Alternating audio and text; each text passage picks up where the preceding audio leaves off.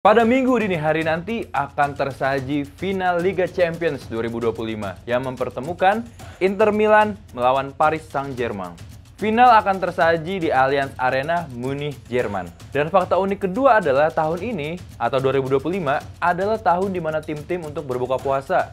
Sebut saja Newcastle, Tottenham Hotspur, Bologna, dan juga Crystal Palace. Dan ini berarti PSG ada di kategori ini juga karena dia belum pernah menjuarai Liga Champions sekalipun. Jadi apakah si kuping besar akan dimiliki oleh Inter Milan atau Paris Saint-Germain? Mari kita bahas dari pinggir lapangan.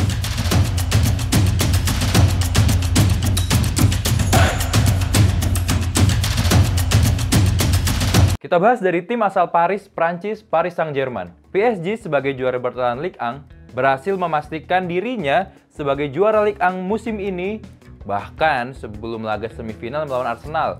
Jadi bisa dikatakan kalau fokus semua tim kepelatihan dan juga para pemain dari Paris Saint-Germain adalah untuk menatap laga final Champions League 2025 ini. Memang PSG dilanda penasaran karena ibarat kata Ligue 1 udah mereka tamatkan. Tinggal Liga Champions saja yang masih jadi rasa penasaran. Di Ligue 1, all time PSG telah mengumpulkan 13 trofi Liga Prancis. Dan 11 kalinya dijuarai dalam kurun waktu 14 tahun terakhir. Itu berarti dominasi Paris Saint-Germain di Ligue 1 sudah tidak perlu dipertanyakan lagi. Namun untuk Liga Champions masih nol. Kesempatan terbaik Les Parisiens datang pada tahun 2020. Saat itu PSG lolos ke final. Tim yang dipimpin oleh Neymar dan Mbappe di lini depan itu harus kalah dari Bayern Munchen dengan skor 1-0. Itu adalah final terakhir PSG sampai musim ini. Sekarang, kesempatan untuk mencetak sejarah menjuarai Liga Champions itu kembali terbuka. Di fase gugur, PSG kompak melibas semua wakil Inggris yang ia temui. Di semifinal ketemu Arsenal berhasil menang. Di perdelapan final ketemu Aston Villa juga berhasil menang. Bahkan ketemu dengan juara Liga Inggris, Liverpool di 16 besar berhasil dikalahkan juga oleh PSG. Itu semua tidak lepas dari juru taktik Paris Saint-Germain, Luis Enrique. Luis Enrique, mantan pelatih Barcelona ini, sudah mengoleksi 5 trofi bersama Paris Saint-Germain. Tapi memet Champions League masih jadi target utama yang belum dimenang-menangkan juga. Kalau sebelumnya PSG terkenal dengan skuad yang bertabur bintang, Mbappe, Messi, Neymar, Angel Di Maria, Icardi. Musim ini praktis tidak ada nama besar yang benar-benar bintang, mega bintang di skuad Paris Saint-Germain sekarang. Bisa dibilang jika dibandingkan dengan musim-musim sebelumnya, skuad ini ya sebenarnya pemain biasa-biasa aja. Tapi di tangan Luis Enrique, mereka semua bisa bekerja dengan satu tim secara kompak, fluid, dan juga menghibur. 3 penyerang PSG di depan, itu seringkali bertukar posisi dengan sangat cepat. Tidak ada posisi yang rigid, bermain dengan sangat fluid. Dan juga wingback-wingbacknya, Hakimi dan juga Nuno Mendes, itu membantu penyerangan dengan sangat baik. Terbukti dari kontribusi gol assist mereka yang bisa dikatakan cukup bagus untuk seorang ukuran fullback. Enrique juga menambah amunisi Paris Saint-Germain dengan mendatangkan Kvaratskhelia. Dari bulan Januari hingga saat ini, Kvaratskhelia telah bermain sebanyak 24 match dan menyumbang 6 gol dan juga 6 assist. Kembali lagi ke Liga Champions. Pada format Liga Champions League yang terbaru, PSG hanya menempati posisi ke-15. Dan jujur-jujuran aja, nggak banyak yang menjagokan PSG untuk bisa lolos sampai ke final. Di babak playoff menuju 16 besar, PSG juga berhasil membantai wakil negaranya sendiri, FC Brest, dengan agregat 10-0.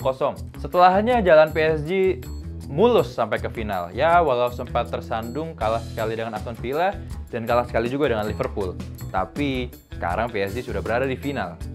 Patut ditunggu memang racikan Luis Enrique dengan PSG-nya di final Liga Champions. Tapi yang harus kita perhatikan juga adalah lawannya, Internazionale Milano. Inter Milan menunjukkan performa yang luar biasa di Liga Champions League pada musim ini, terutama di fase gugur. Mereka berhasil menyingkirkan lawan-lawannya yang notabene adalah tim kuat di Eropa juga dengan 4 gol atau lebih di tiap matchnya. Di babak 16 besar, Inter mengalahkan Feyenoord dengan agregat 4-1. Di perempat final, menang atas Bayern Munich dengan agregat 4-3. Di semifinal, mendudukan Barcelona dengan agregat 7-6 yang banyak orang bilang match paling seru di tahun ini. Dan untuk melengkapi itu semua, Inter Milan mencatatkan 5 clean sheet di awal kompetisi Champions League musim ini. Berbagi rekor dengan Juventus dan juga Manchester United. Berbeda dengan lawannya Paris Saint-Germain yang telah mengukuhkan diri sebagai juara Liga, Inter Milan masih harus membagi fokusnya pada seminggu ke belakang dengan Serie A. Jadi fokus Inter masih terbagi dua antara Champions League dan juga Serie A. Ya ini agak kekurangan sih untuk Inter Milan. Walau fokusnya masih terbagi dua, tapi Inter Milan punya juru taktik yang jenius bernama Simone Inzaghi. Simone Inzaghi telah membuktikan dirinya sebagai pelatih spesialis turnamen atau bisa dibilang juga spesialis Champions League.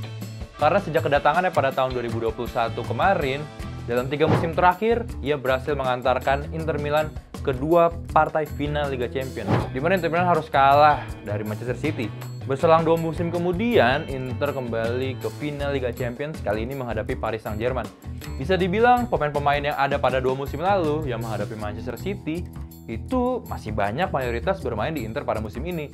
Jadi mereka punya mental dan pengalaman untuk menghadapi final Liga Champions.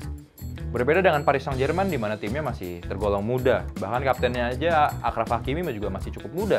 Dan berbeda pengalaman, mentalitas, historis dari kedua klub masing-masing. Di mana PSG 0 Champions League dan Inter Milan 3 Champions League. Akankah tahun Underdogs 2025 ini masih berlaku di final Liga Champions? Kalau masih berlaku, berarti PSG dengan 0 Champions League-nya akan menjuarai Liga Champions musim ini. Atau justru tim yang lebih berpengalaman mempunyai chance yang lebih tinggi untuk mengangkat si kuping besar, yakni Inter Milan. Mari kita saksikan final Champions League bersama-sama dari pinggir lapangan.